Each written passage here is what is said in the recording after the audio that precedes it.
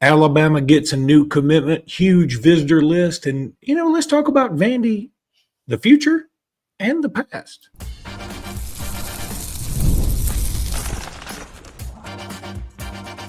You are Locked On Bama, your daily podcast on the Alabama Crimson Tide. Part of the Locked On Podcast Network, your team every day. Hey, everybody, and welcome back into Locked On Bama, AHSA Radio Network's Luke Robinson. That's me. Alabama internet legend Jimmy Stein. That's him. This episode is brought to you by Game Time. We'll talk about Game Time in a little bit. Want to thank you everydayers for being every day. Thank you newbies for being here today. And thanks for everybody for making this your first listen every single day. You guys are the best. No, Jimmy did not lose a bet to have to wear that shirt. I don't wear this one very often. I don't know why.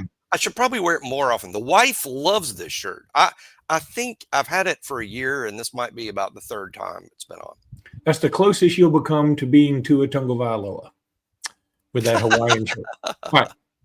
So Alabama gets a big commitment yesterday, literally and figuratively. Jatori Williams from Central Phoenix City, 6'5", 302 pounds. He's a 2027 guy, so we didn't do an emergency pod, but he is he's a top 75 kid in 24/7. He's a top 130 kid in ESPN. Only a 3-star in Rivals, but I bet you that ends up changing.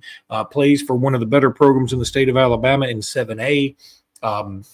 Plays for Patrick Nix, who, like him or lump him, he's a good coach, and he's won some big games. They also have put out some serious talent like Cam Coleman. Cam Coleman's brother is the quarterback of that team. He'll probably be pretty highly recruited, not as highly recruited as Cam, but still. So we all know Central Phoenix City's had some dudes. And, so big pickup for Alabama. That's their third commitment for the 2027 class. And I think 2 of them are from the state of Alabama. One of them's from IMG. That's a pretty big deal. I am super excited about JT Williams committing to Alabama. Super excited. And this why, first of all the boxes that are checked here, lots of boxes that are checked. First of all, when I watch the tape, just in terms of ranking, and people don't need to get concerned even in the least about where a 2027 kid is ranked. That is no different right now than demanding that Mel Kiper be accurate, not about the 2026 draft, the 2027 NFL draft. And they hadn't even started working on that yet. So there's no way you're going to rank 10,000 kids from across the country in the 2027. So it's just way too early. That said, my watch of his junior tape, his most recent action, a slam dunk top 150 player. Top 150, maybe even top 100, but top 150 for sure. So this is a high quality blue chip prospect. Secondly, Alabama has been trying, I think, to get a lot of pass protection guys up front. I think I said it this week. Can't remember if I said it on the show or not, but this is an exaggeration to make a point. I do that all the time, exaggerate to make a point. This isn't the fact, but it really feels like under Saban, we tried to put 5 guards out there, and under DeBoer, we want to put 5 tackles out there. And why? Because it makes all the sense in the world. It's a pass-first offense. So pass protection comes first, all right? Now, this kid, who's actually bigger than his listed size, I think right now he's like his legitimate size right now is 6'4", 330. This is a big kid. So he sort of fits the Saban mold a little bit. But when you watch his tape, there is a lot of potential here as a pass protector. For instance, he plays tackle for Central Phoenix City. The toughest position, the one that requires the pass protection, the one that requires good feet. That's what he does in high school. He is a 100% guard at Alabama. His body is going to look similar, I think, to Cam Dewberry's, at Alabama when he gets there. But you've got multiple years to mold him into what you want. And in terms of, he looks more like a Saban, guard type than a DeBoer tackle type. If someone brings that up, first of all, he's 6'4", so he's got longer arms. He's not a 6'2", 330, but this is a taller kid. And secondly, again, watching his tape, this kid is a take for any staff that's ever been at Alabama. He's a take 100 times out of 100 for DeBoer, for Saban, for Shula, for Fran, for Curry, for Bear Bryant. This is 100 times out of 100. And me and Luke love the in-state guys. And what do we always say about the bust rate for kids from 7A good schools? Maybe those kids don't always have the highest ceiling in the world. Most of them end up pretty good because they show up well coached and are used to being on not just games on Friday night, Luke, but on the practice. He sees pretty good competition every day on the practice field. Not a lot of high school kids get that, but he does because Central's a loaded program. So this is just smiles all around for me. This is one to be excited about. J. Williams, he goes by JT. Well, they've also played the IMG academies. Central Phoenix City has. They play the Thompsonses, and they play the Hooverses, and they do all the stuff you're supposed to. And then they always go far in the playoffs. So they play. They'll play somebody like this year. Hewitt Trussell's very good. Mary Montgomery's very good. They'll play somebody like that. And each of those teams has prospects in their own right. So, yeah, you're right. I mean, you can't say enough about going up against good competition in high school and therefore being a little more prepared. I mean, look, it's like going from college to NFL. It's hard to prepare for everybody being bigger, faster, stronger every time. But if you have been in 7A ball in the state of Alabama, typically, and if you've been a starter, you're probably a dude. I mean, it's hard not to be a dude. Tim Watts from Bama Online says he wouldn't be surprised that he gets a bump just like I thought. And again, he joins Jabarius Chicken Guerrer and Alexander Ward, who is at IMG Academy. And he was offered back in the summer of 24. So it's not like they just, whoa, this guy just jumped on the scene. No, they have coveted this guy for quite some time. Some kids are late bloomers, and some kids literally come out of the womb ready to play big time football. That's this dude. This dude was like born to do this. And again, Central Phoenix City is such a good program. He's going to show up ready to play, and I like it. I wouldn't compare him to, let's say, in this last freshman offensive line class. He's not Jackson Lloyd. He's not Michael Carroll. But he's in that next tier. There is a next tier, which is really good because those guys are 5-star freaks. I'm not selling you guys on that. He's just solid. The boxes are checked. Very, very excited about what he can become. For instance, I'd say better prospect at this age, or even much better prospect at this age than Will Sanders. And look at what Will Sanders is doing now. Yeah, he played well freshman year. Yeah, and I think JT is a similar-ish player to Will Sanders, maybe even a better prospect because bigger, stronger is a thing. Meanwhile, so huge visitor list this weekend. So hoping for a huge crowd. I just got my tickets. I'll be sitting in the zone in the north side. If anybody's there and you see me, please talk to me. But so I'm looking forward to going. The game day is going to be there. Should be a huge crowd. But Alabama commitments that are there, these are the ones. I mean, again, because the class is not full, but it's right at it. You want to keep seeing your commitments come in. Jair Edwards, Xavier Griffin, Sadarian Morgan, Jordan Edmonds, Xavier Crowell, Jamarian Matthews, Zion Gibson, Mari Johnson, Chris Booker, Bear Fretwell, Zay Hall, and Owen Cabell are all coming. Meanwhile, speaking of offensive linemen, Jared Doughty is coming, the 3-star that will certainly get bumped up because you don't get offers from Georgia and Auburn and everybody in the world and Alabama and then not get bumped up like he's about to. So no, he's the late bloomer, different than JT. He's the late bloomer, but this is a late bloomer that caught the attention of from one end of the continent to the other. He is a top 100 player to me. And it might be too late in the rankings process now in the 26 group for him to make it into the top 100, but I don't care. He is a top 100 talent. No question. The other thing that stands out to me, and Bama Online did a great job of this. They went down the visitors for the upcoming games, not just Vanderbilt. And the guys that I listed that are committed, Jair Edwards, Jordan Edmonds, Xavier Griffin, Sadarian Morgan, Jamarian Matthews, EJ Crowell or Crowell. I'm going to do that for the rest of my life. Nolan Will. I mean, all the dudes that I've mentioned before, they're going to keep coming in. They come in for Tennessee. They come in for LSU. I see Jordan Edmonds and Darian Morgan and EJ for Oklahoma. I see them for they've already been there for ULM and things like that. So what that tells me is I'm feeling really good about keeping everybody in this class. Now, you and I have already said in this day and age, flips are going to probably be less prominent, but it's still good to know. Here's one other note. A dude that's coming in this weekend, Jackson Mangum, not related to John Mangum. It's not even close for any reason, but he goes to Olentangy High School in Lewis Center, Ohio. Why is that important?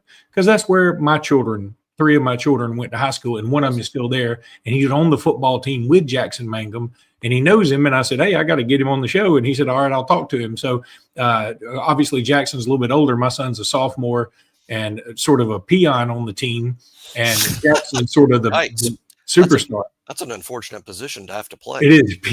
Peon's tough to be, but he's not even on my son's not on varsity. He's on junior varsity, and he just is funny because he just started playing football last year. Never played flag, never played anything.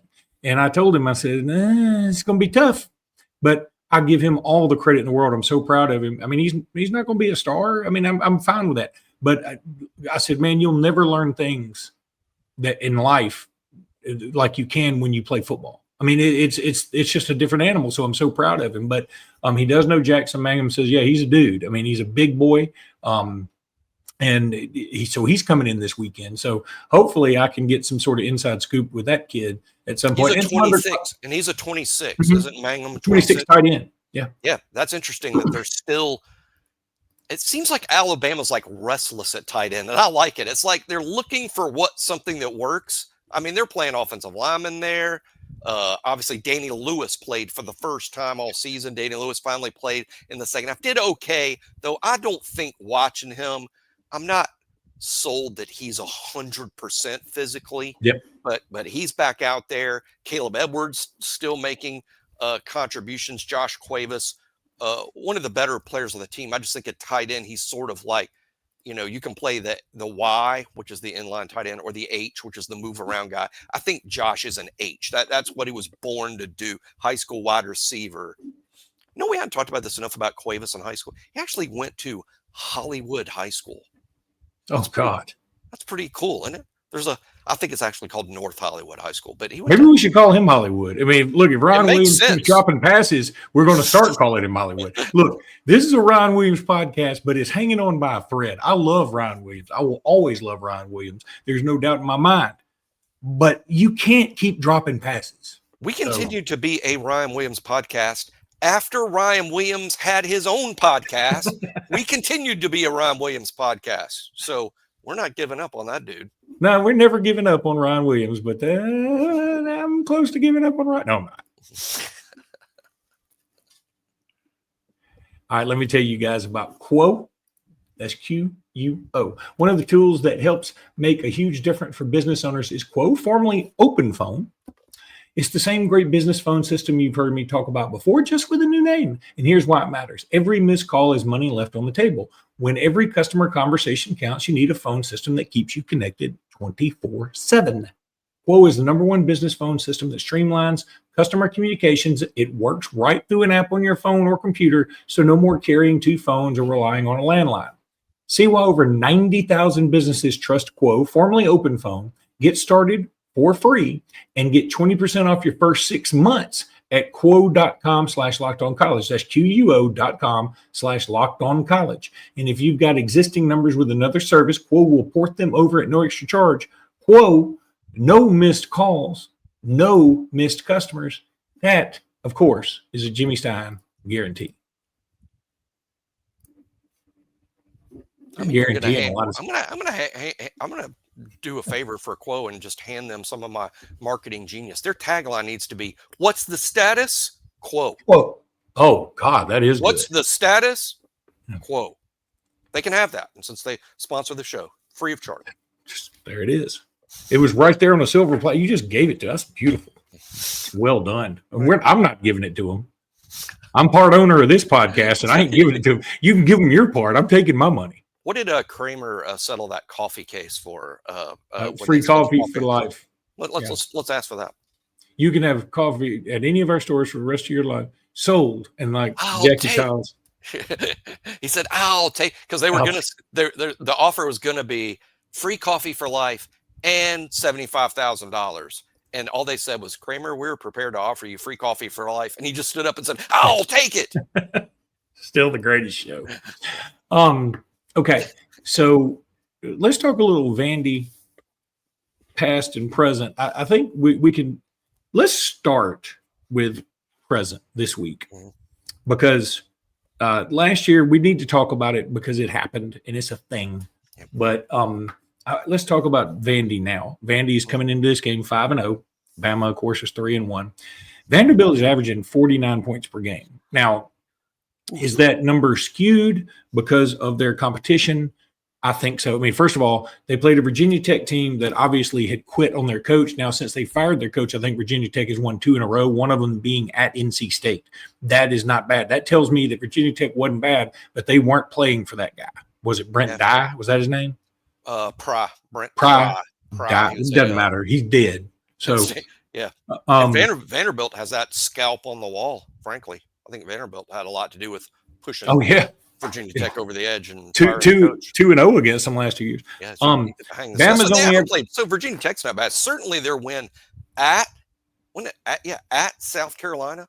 The win at South Carolina. Now, an interesting point there. That's what I was going to bring up was that that game was it was a 1-score game or maybe even tied when Lenore Sellers went out.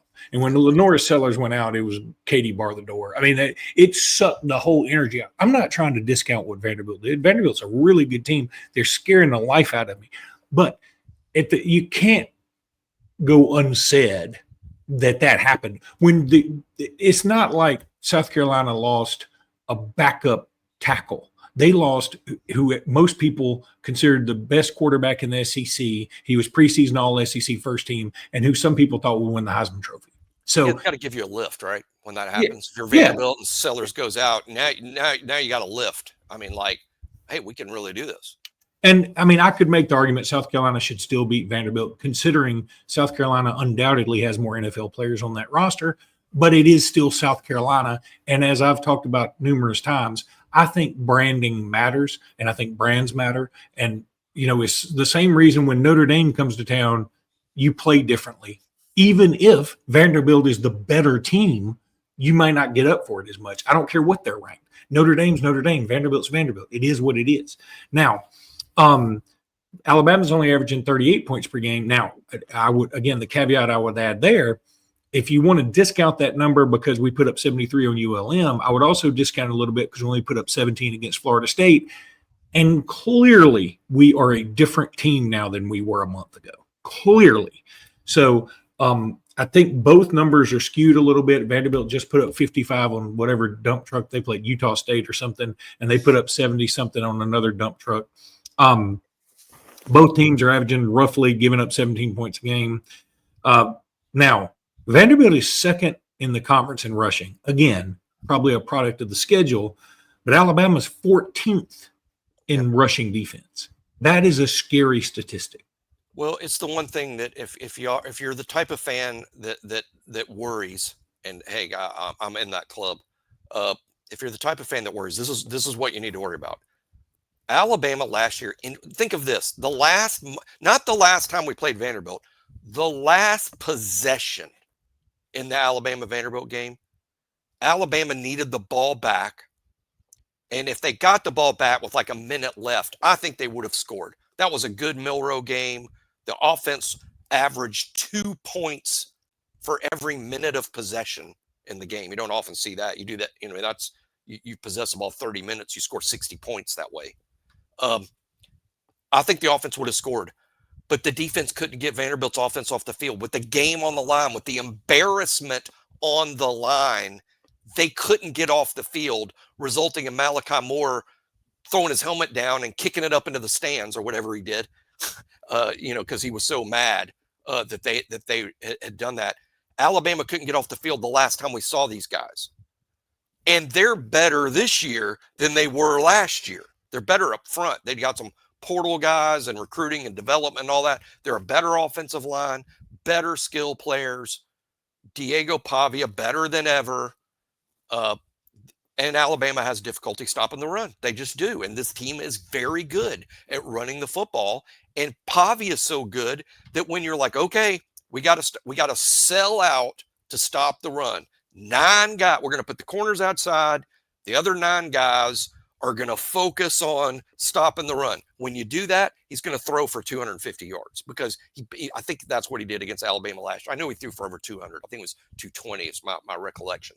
But if you overcommit to stop the run, Pavia will hurt you with his arm. He's more than a good enough passer to do that. That's why he gets those comps to Johnny Manziel, which I find a little silly. I still find the Manziel comps silly because to me they're not really Manziel alike. will be on the sideline. I know because because weird. Well, they turned into buddies because Diego Pavia, that's his idol, and so he wasn't shy about saying my favorite player of all time is Johnny Manziel. Try to pattern my game after him. Manziel loves any level of attention, and Pavia's giving it to him. So Manziel's coming, and he's going to wear a Vandy jersey on the sidelines because Pavia is his guy. But I don't like the Pavia to Manziel comp because to me they're so different. But they are both what they do share in common. Very difficult to defend. Not just an Alabama problem. Pavia is difficult for everyone to defend. But I'm worried. I'm worried they're going to score in every possession. I'm worried that they will. Well, and you should be because, and I'm worried about the ball control aspect of it because, again, when you control the ball so much, I mean, all of a sudden Alabama's offensive firepower becomes less of an issue. I mean, and they get over there and get antsy and they're like, hey, we got to make something happen quick. We got to make something happen quick. And that's when you force yourself into mistakes.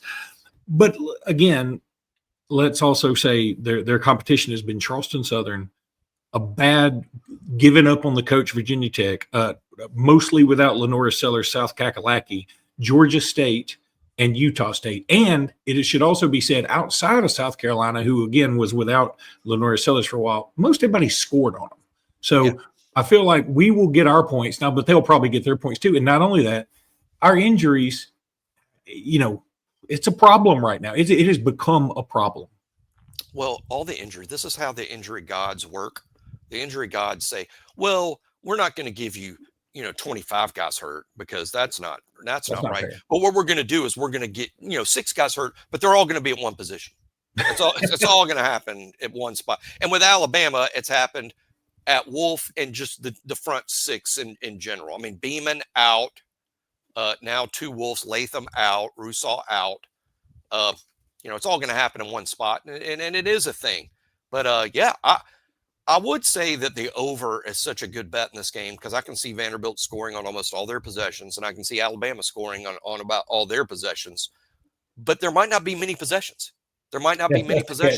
And it might not be the over because Vanderbilt only has the ball 2 times in the first half and 2 times in the second half, yet has about 40 minutes of possession time and 4 possessions, 4 10-minute possessions. And Alabama scores super fast because Ty Simpson's going to be throwing the ball to Ryan, who's eager to prove himself. Remember when Ryan was eager to prove himself against Wisconsin and went off? I think Ryan's going to go off again this weekend. Germ's going to make plays. Horton's going to make plays. Latsier Brooks is going to make plays. You're going to throw it to the backs. And who knows, Vanderbilt now so conscious of Ty Simpson, maybe that starts helping the run game get. I'd see Alabama scoring on their possessions this weekend in quick strike fashion. And I think the game is going to look, I know this is going to scare everybody. I think the game's going to look a little like last year. I really do. Probably. Yeah, dang it. I had a point, but I forgot it. So it doesn't matter. Let me tell everybody about FanDuel. The NFL season is here. And last night there were 2 stinkers, but FanDuel could make them more fun. And FanDuel has an offer you don't want to miss, by the way. Right now, new customers can bet just $5 and get $300 in bonus bets if you win. That's right. Pick a bet, put down $5, and if it hits, you'll unlock $300 in bonus bets to use across the app. I love FanDuel. It's so much fun. It did make the Dolphins game a lot more fun last night and the Broncos game. So what are you waiting for? Visit FanDuel.com to download the FanDuel app today, and that'll get you started with FanDuel.com. It's going to be the most fun you've had all weekend outside of Alabama winning, and that's a Jimmy Stein guarantee. I've got like a formal apology. I'm going to formally and publicly apologize to Tyreek Hill, whose knee was completely decimated last night. He's out for the year and may never be the same again, as bad as that knee injury was. And this is basically 100% my fault because I drafted him on my fantasy football team, guaranteeing that disaster was looming for Tyreek Hill because this is my superpower. At least one player I draft on my fantasy football team will have not just, a simple little, high ankle sprain requiring tightrope surgery. No. If you're on my fantasy team, at least one guy is going to end up on the cover of the New England Journal of Medicine. So I apologize. He got Ebola of the knee. So I apologize, Tyreek. That's my fault. I shall also apologize to Malik Neighbors, who apparently I cursed. So yeah, he's on your fantasy team. Oh God, yeah. So you lost Malik. And Jaden Daniels, by the way, who hadn't played in the last 2 years. So you lose Malik and I lose Tyreek.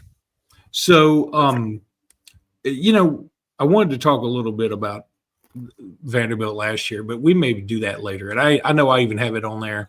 But instead, I looked up some game day stuff because I was thinking, I just love these game day statistics. And I feel like game day is going to have a bit of a resurgence. Our friend, Reese Davis, who is just a fabulous human being. By the way, if he's listening, congrats to his daughter who just got married. Love seeing him host, and it's a lot of fun. And game day will be there this weekend for Vanderbilt. A couple of things that just stood out to me about some game day stats. I just think these are fun. Do you know that every single SEC school has hosted a game day? Every single one. I mean, that's Mississippi State, that's Vanderbilt, that's South Kakalaki, that's Ole Miss, all of them. I believe this is only the second Vanderbilt appearance, though. They hosted once, and now against Auburn. And now this is their second time on game day. I think that's right. Mm-hmm. There are 3 ACC teams and 3 Big Ten teams that have never done it. 3 Big Ten. In fact, I think they've never been on it, associated with game day. So they've never been the home host or the visiting team playing in the game. One would be Rutgers, for sure, right? Well, I take that back. Yeah, okay, so 3 of them have never been on an appearance at game day. 3 of those that I mentioned have just never hosted. Illinois never hosted. They've been on game day twice. SMU's never hosted. They've been on game day twice. Syracuse never hosted, been on game day twice. Maryland, Rutgers, and Virginia have never been a part of a game day. They're the only Power 4 schools that have never been a part of a game day. They're the only Power 4 schools because you went Maryland, Big Ten, Rutgers, Big Ten, but Virginia's in the ACC. Correct. Now, Maryland was also ACC at one time, so it sort of counts for both. The Boomer Esiason and ACC. Yeah. That's amazing because you would think with the Power 4 they'd eventually made it to everybody. But, hey, it's not a participation trophy thing for game day. Game day tries to go to the biggest game of the weekend. They have certain limitations. I mean, they don't because we have a little insight knowing game day, like me and Luke too. They have said, they don't like going to the same site twice in a year. What's important to them, it makes so much sense. What's important to them is to go to a place where the crowd is going to be great. Yeah. The crowd's excited to see them. They get a little nervous when they go to an Alabama or an Ohio State or a Georgia that hosts them all the time. That they're always there because they worry that the crowd is going to get sort of sleepy on it. And I get that. Yeah. And you know what you do? You go to the place where Alabama, Ohio State, and Georgia are playing the away game. That crowd will be geeked up. That's exactly true. But this game is a little different. I mean, to me, this is about to be honest, a light schedule nationally. There wasn't many. Oh, it's a terrible weekend. And so they were going to go to Florida until Florida State lost Virginia. That 100%. They were going to do Florida State and Miami, but FSU lost. 100%. Now, the thing is, that's why I think it's even more of a reason why we should have a fantastic crowd. I was at the Wisconsin game. We didn't have a great crowd. And now it's 11 o'clock. You got on the crowd. You got on the crowd like they were wearing a bad shirt. I did. I did. And because but this is a 2:30 game. The weather is going to be nice, not too incredibly hot. I've already looked it up. and game day is going to be there, and there's nothing else to watch. And you'll get home in time to see the end of Florida State, Miami. So there's no reason, or Mississippi State, Texas A&M, if that's your bag. But so I'm saying there's no reason for us not to have a great crowd. I think Now, you get home in time to see the end of Florida, Texas. Florida, Texas is at 2:30. Oh, right. And Alabama at 2:30, right? Correct. I mean, Florida State, Miami doesn't. Florida State, Miami is at 9. Yeah. So you get to see that game. Is what you're saying. Yeah. You get to see that game. Yeah. Mm-hmm. So, okay. Game day appearances, Alabama 61, including this weekend. That we're behind. We're in second, only to Ohio State 67. Our record is 39-21 for those who are interested, and that's an incredible record considering if game day's there, it's a big game. You know, it really that is an incredible record when you consider. I also consider. I honestly don't that they heavily influence where game day goes, but I do think it's kind of funny that the place where they go, the team that's been featured the most is Kirk Herbstreit's Ohio State, and the one second the most is Reese Davis's Alabama. Yeah, that's not But bad. but I'm not insinuating that's a factor. Let's also look at the fact that over the course of game day, who are like the two most dominant programs in college football over that period of time, Alabama and Ohio State would certainly be on the short list. Now, a couple other notes. All right, so Ohio State's been on game day 67 times. We've been on 61. Florida's third. How many appearances do you think they have? Something in the 40s? 43. All So the way down to 40. So it's Alabama and Ohio State by a mile. A mile. It's 18. It's an 18 gap. Alabama and Ohio State have a 6-game gap, but 18-game gap between second and third. Now Oklahoma, then Georgia, then Michigan. Always in contention. Alabama. Guess how many Auburn's been on? 21. 23. But guess how many of them are Alabama? 10. 8. I mean, you sort of. I hate it. I need to quit giving you guessing games because, like, I want to surprise you with these numbers, and then you overshoot it. And I'm like, dang it! But I mean, Auburn's only been on 23 times, and 8 of them are us. I'm good at some level of trivia, although my sister was on Who Wants to Be a Millionaire. We ever talked about that before? Your sister was on Who Wants to Be a Millionaire? Yeah, my sister was a contestant on Who Wants to Be a Millionaire on TV. Did she win? What did she win? Off the top of my head, something like 15,000. And the thing that bugs her to this day, it was a while back, but the thing that bugs her to this day is she lost with the landline and call a friend and stuff on the table because she thought she knew the answer to a question. So I mean, she thought she knew and was wrong.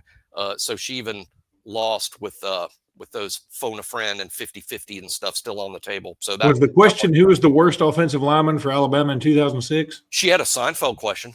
And she missed it? No, she got that one right. Okay. And she mentioned me, and she didn't mention me by name, but she's like, oh, my brother, because they want you to talk through the answer on there. Yeah. So as soon as I asked Seinfeld questions, she's like, oh, my brother's a huge Seinfeld fan. He's going to love that I got that. But it was which actress on Seinfeld was real and spectacular? Oh, yeah. Yes. Terry Hatcher. Terry Hatcher. Yeah. So she had that question. But okay. Yeah, 15,000. So I come from a trivia family. Well, I know she didn't spend any of that money on that shirt. Right. Oh, and she listens to the show. So, hey, sis. Hey, sis. Okay, that's going to do it for today's pod. We'll be back tomorrow with more. Until then, roll tide, everybody. Roll tide.